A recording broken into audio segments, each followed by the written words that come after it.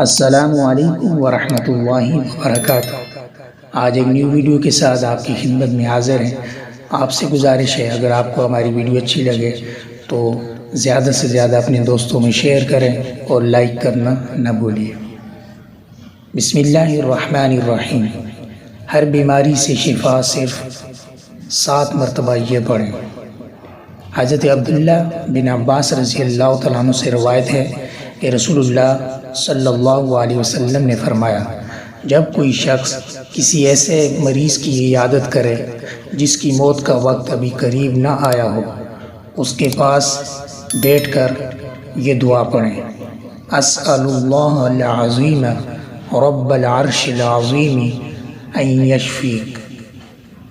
میں عظمت والے اللہ جو عرش عظیم کا مالک ہے اس سے دعا کرتا ہوں کہ اللہ تم کو شفا عطا فرمائے۔ آمین یا رب العالمین۔